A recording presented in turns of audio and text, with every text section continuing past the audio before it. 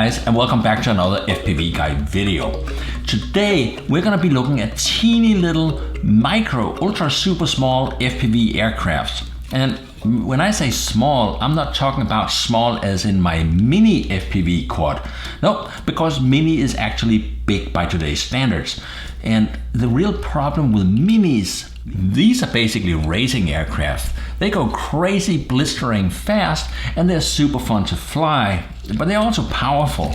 You can basically mow the lawn with these props here, and if you take something that can mow the lawn and try to fly it around inside your den or in the dining room, you know the girlfriend is gonna kill you. Yep, you're dead. So that moves me, of course, to my micro super mini quad right here. Essentially the same amount of power, super small, super fun. This is my favorite little one. This is an Armaton, and this thing here, it's just brutal. It is so fun to fly. You can rip it all over. It can take a beating, and you just like plug it in here and you're ready to fly. The downside, of course, is this thing is still brutal. It's still gonna hurt something that it hits, and if you let this loose in your living room, girlfriend's still gonna kill you.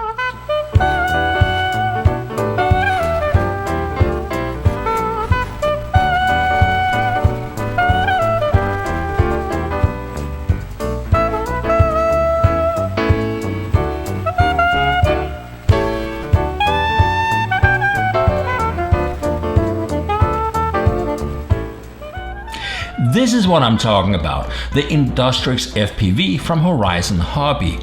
$99 worth of pure super glue fun. You're gonna have fun with this thing. For 99 bucks, I am absolutely having a blast with it. But who's kidding who? If you've been following super micro FPV the last year or so, you'll know that this thing is basically a knockoff of this thing. How did that happen? Well, it's a long story really, and I'm gonna try to tell you a little bit about it. For starters, this is the TinyWhoop, and this is the Inductrix FPV. They're essentially almost identical. This is what people have been building, and we've been 3D printing these little frames here for the last year or so. They're great fun to fly. And a lot of people out there right now are building these things, and you can buy them ready to fly, or you can buy the parts. And I actually found like the little mount here on the internet. So I'm gonna put a link for this and any other part you need down in the description of this video. By the way, make sure you click subscribe, because I've got more videos coming up, and also gear that is by definition not micro at all. So we're gonna look at some super monster gear here over the next week or two. And in the meantime, let's get back to this one, the story of the Inductrix FPV. Super great. This thing is actually only 99 bucks, and guys, I gotta tell you right now, it's highly recommended. Either get yourself a TinyWhoop or hurry up and order a Inductrix FPV. You want these things. They are so much fun to fly. Let's take a real short look at the history of the Inductrix FPV, because it all started out with the Nano QX from HorizonHobby. Super great little aircraft, and most importantly, take a look at these features here. This aircraft is essentially the spiritual roots of the Inductrix FPV. I'm saying that because that was the first micro-sized HorizonHobby mini quad that was made with an FPV camera. Let me show that to you. Look at that little camera here. So it has an FPV camera. Behind it on this board here, you see an FPV video transmitter, and they put a circular polarized antenna right on top here. So that got us plenty of video, clear video while flying, and we had a real camera, not some kind of crappy modified video camera like we have seen on other products at that time. What was most important about this aircraft versus most of the other ones we had about a year and a half ago was that when we moved the sticks on the radio, you would get a very smooth and gradient interpretation of that stick move. To translate that into English, basically this flew like a mini quad. So we're able to practice indoor doing essentially the same moves you would with a mini quad. Now, the downside was this funky design here. If you take a quick look here, you'll see I can twist the motors like that. They're flexible, so it always flew a little bit like a wet rack. If you really started flying fast and tight, you would find this thing was not as accurate as you wanted. But on the upside, at the same time, HorizonHobby also released the FPV Vapor. How did the FPV Vapor get into the picture? Oh yes, that is very simple. Because HorizonHobby started to get into fun little things with cameras on them. And again, they're using this was their first edition, the Spectrum VA1100 video camera. They're using this, notice this is naked, it doesn't have the little casing on, it just has a camera board and the video transmitter board. And it's then hooked in, here's the servos down here and the battery goes right here. By the way, this is super fun little, if you have a space like just a very small meeting hall or a hotel lobby, yep, you can fly FPV fixed wing with this thing in a hotel lobby. Don't ask how I know. And the VA1100 FPV camera is really the next step in this story. The VA1100 camera basically became the go-to camera for anybody that wanted to put a camera on teeny little flying stuff. I put this camera on top of my mini pits so I get fixed wing RC aircraft, and I put this thing on top, and now I have a Pitts FPV camera that I can loop and roll and have fun with. Now inside these boxes what we get is two things: the camera, and right up here you see the adapter cable. It has a battery plug in one end and it has two plugs in the other end so that we can hook it into an existing micro aircraft. Using that included cable, you can basically plug this camera into anything mini without soldering or any additional modifications. All you need is a bit of hot glue, some double-sided tape, or whatever it takes to get this camera to stick where you want it, and you're ready to fly FPV. So when the Inductrix Mini Quad came out, this thing is sturdier than the original Nano FPV. It did not have a camera, but immediately a bunch of us set about to print. Alright, to be honest, I didn't print anything first off. I simply used a piece of double-sided tape to stick a camera on top of an Inductrix. It worked perfectly. However, a bunch of guys have uploaded these little frames to the Thingiverse. I hope I said that right. Thingiverse.com, and you can find these frames and you can print them yourself.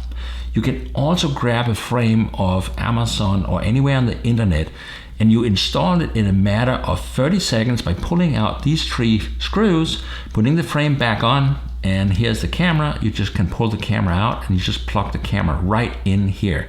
That's all there is to it. Plug the battery in and you're ready to fly. Okay, that's not entirely true. You do have to solder these two cables right here into the plus and the minus, and now you're ready. Super easy, even I can do it, and they fly great. More importantly, when I try to twist this, it's a lot more stable and sturdy than the original Nano FPV that you can see how floppy this is. Being this stable, you basically means you get a much firmer, faster ride. It's just like a race car. You know how you put those girders across and stabilizers to really make the body super stiff? You want a stiff body on an aircraft because if it's not tight, it's not going to corner very well. So there you have it. TinyWhoop, Inductrix FPV. TinyWhoop, Inductrix FPV. If you can't really tell the difference, you know why now. Let's take a look at this one in details. There it is, the Inductrix FPV, and when we open it up, first we get to the bottom case. It has a whole bunch of details down here, and the first one you're gonna see is ironically simply telling you move stick to the left, and aircraft moves to the left, to the right, it goes to the right, forward, backward. Guys, you're gonna figure this out really, really quickly. There's no need to hang on to this. What you do need to hang on to is both the bottom here, because you want to use it as storage in the future. And inside here is the charger. You put that out. And also inside here is the battery. The battery is the new 200 milliamp 45C battery for the Inductrix FPV. Basically, if you already have a TinyWhoop, you want to get some of these things because they have got more flight time than any of the older batteries. It also comes with a USB style charging plug. You can plug this into your laptop. Forget the laptop. More importantly, you can plug this right into a battery charging stick. So now when you're out traveling, having fun, hanging out with friends, You can charge and keep flying with just a regular battery stick. Just plug the battery in top and you are in business, you are charging. So this is your entire traveling, hanging out, charging setup. But let's get back to charging batteries in a little bit, because I have an even better solution for that. I did say not to throw the case away, and there's a reason for it. This is a good little protective case for this particular aircraft, and you can throw your batteries in the bottom here, and trust me, you're gonna be buying a ton of batteries. But let's crack this open. So just getting into it here, it's that easy. And here it is, the super little, ready to fly, $99 super micro Inductrix FPV. It doesn't get easier or smaller than this for a brand new ready to fly aircraft. I know you are asking, what do I mean ready to fly? For 99 bucks, you get the aircraft, one battery and the charger. However, you're gonna need some kind of radio, and this is one of the things that makes this product and the TinyWhoop so incredibly great. You can fly a TinyWhoop or the Inductrix FPV with any Spectrum radio. So any little Spectrum radio you might have floating around is gonna be able to fly this. Personally, I use my DX9 because I love that radio. I fly anything HorizonHobby with this radio. You're also gonna need a pair of goggles. Personally, I'm a Fat Shark goggle guy. It's not so much because they're Fat Sharks per se, but simply because I haven't really come across any other goggles that are as easy to use with as many different products as the Fat Sharks. And again, like I said, the great thing with this little quad, it flies with any Spectrum radio. Guess what? Because it's using 5.8 video, you can use it with virtually any FPV goggle out on the market, and super easy to fly with anything you already have. Now obviously, if you don't already have goggles, you may want to check out some kind of head-mounted displays. You can get head-mounted displays starting at about $69, $70, like the E-Signs, and going up. This one's here is one of my favorite, the Valkyria Goggle 4. Super comfortable, and it really has a widescreen display. One of the greatest features is it's got diversity receiver. So you can run a short range and a long range, like a helical, 5-turn helical over on the one receiver, turn your head towards the aircraft at long range, and that will pick up. When you get close, it will switch to the short range antenna. In this particular case here, because they have a dipole antenna on the aircraft, I decided to put a dipole on here instead of my helical. Back to the aircraft. Right here you'll see the biggest difference between the FPV Inductrix and the TinyWhoop. Notice the antenna. So we got two different antennas going here, a dipole and a circular polarized antenna. Personally, in my experience, this circular polarized antenna is going to give you a bit more video range. However, in all fairness, this antenna bends much better than this antenna, and over the last year I've seen people come up with all kinds of paperclip solutions to protect this antenna so that it wouldn't get destroyed when they crash hard. So with that in mind, for crash worthiness, I think this antenna is much better. However, if you look at these two, weight is a big issue, and by making this fancy top case, this became 22 grams, whereas my TinyWhoop is only 18 grams. So we added 4 grams for the fancy case. Personally, I could have done without the 4 grams, but it doesn't really matter because still, this thing is easier to get started with. Literally 99 bucks, pull it out of the box, plug in your goggles and start flying. So let's take a look at the motors here. You have these teeny little ducted fans on top, and the duct here is actually supposed to hold the air better and give you more efficiency. It doesn't really matter so much. What I love about it is you can fly against the wall and not clip anything. So it is more like a propeller protector than a ducted fan to me. On the bottom, you can see that each motor has like a little rubber ring here holding the cable in place. The cable then goes over to a plug here. So if you were to destroy a motor, all you have to do is push it out, put a new motor in and plug it right into here. That is how easy it is to plug them in and fix this little aircraft. Now, there is some, I don't know if you can see it, but I've actually already busted this frame a little bit. I knocked off the pin in here when I crashed, but it takes a lot of crashing to destroy this. So you don't have to worry about how easy this breaks. That's one of the great things about it, the propeller protectors. It's super simple. It's easy to change the frame if you have to. Especially if you're flying around at home, you probably won't break it that easily. I was flying around here in the studio and hitting stuff up in the ceiling and crashing to the hardwood floors. That's probably a little much even for this one. Fly over carpet and you won't have that problem. To get started flying this thing, you basically grab the battery, which of course has to be fully charged. You turn it over here and you slide the battery in. Just kind of tug it all the way in. I find it needs to get a little bit in front of the nose, seen flying here, but not very much. That way you have pretty much centered the weight. Next thing you do is you connect the battery and turn it over and put it down here. Once you see the blinking, it's ready to blind. So what we do is we grab the radio, push down the bind plug and turn it on. Binding, flight mode 2, DSMX 22 milliseconds. Telemetry, bind complete. And with that, we're ready to go. So I'm gonna put this down here, grab my goggles right here and plug them in. Pushing up on top here, turning on the video recording. We've got video.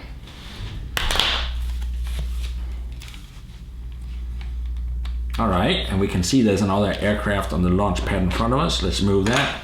So make sure all the switches are in the up position. And when you get off the ground, punch it a little bit to make sure you don't crash into something right behind it.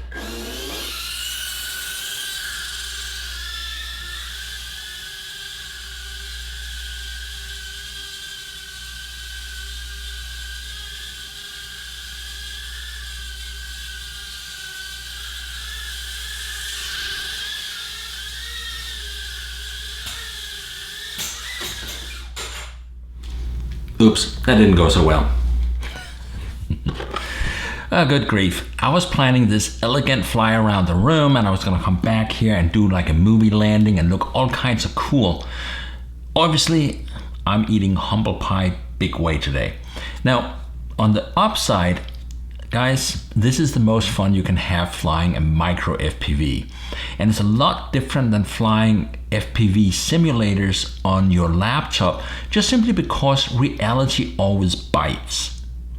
Meaning, you're gonna hit a branch, the wind is gonna change, the air conditioner is gonna turn on, something is gonna affect your flight with this aircraft.